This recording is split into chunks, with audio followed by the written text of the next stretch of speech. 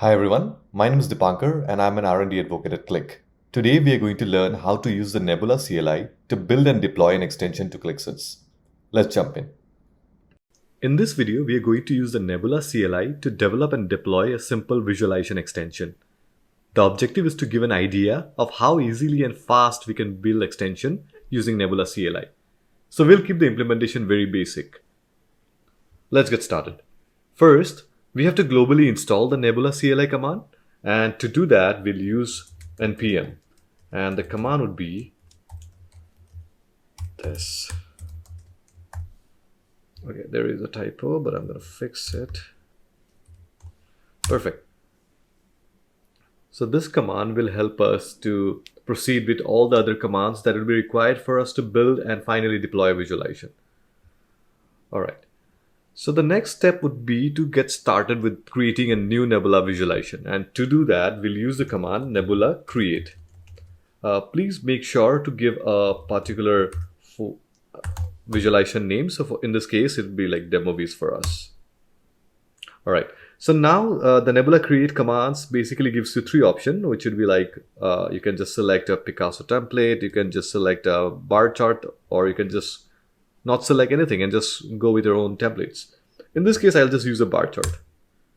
So now, as you can see, all the required Picasso bar chart files and the dependencies are getting installed. If you open the folder, you can see that we have the source, and we can also see our the main JavaScript file where we'll have our extension and everything, specifically the Picasso ones, and how we are creating a bar chart here. All right, let's get back and see how much it has installed. Okay, it's still getting installed. All right, let's give it a couple more minutes before we move on to like create our visualization. All right, perfect. So now we'll just get into the folder, and the next command would be for us to like start with a local development server. So the command to start your own development server is Nebula serve.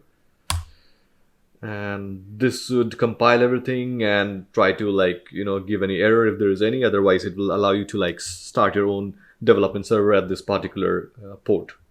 So I'll go to this particular URL in my browser and start it. Okay, now we are in the interface where we can connect and see the extension editor and visualize the extension that we are developing. So I will use a previous connection that I have and select one of the apps that I want to like use this extension with.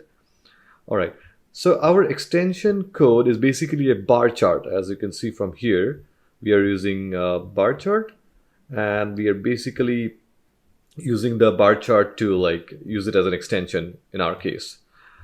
So I'll add my dimension, basically take a dimension, let's say decade, and the measure of number of movies. Great. So now we have the extension that we created using the Picasso template, and our next step would be to deploy this particular extension. So to do that, the next command in the CLI would be Nebula sense. So this would convert all the packages that we have in a particular format. All right. It says to be included. Okay, that's fine. I mean, we don't need the package in JSON. And if you can see here now we have something called demo viz extension, and this basically have all the QEXT and the JavaScript file that we can use it as an extension for Qlik's environment. So let's just zip it up before we put it into our extension folders. So I'll just compress it. All right, and now I'll go to my console, in the management console, and go to the extensions, and we'll upload this particular file here. All right, let's add it. All right, it's successfully uploaded now. Now I'll go to the app and just refresh it to get the latest extension that we uploaded.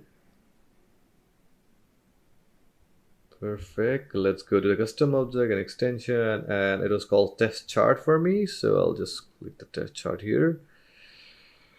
All right, and now we'll add the dimension and the measure. Perfect.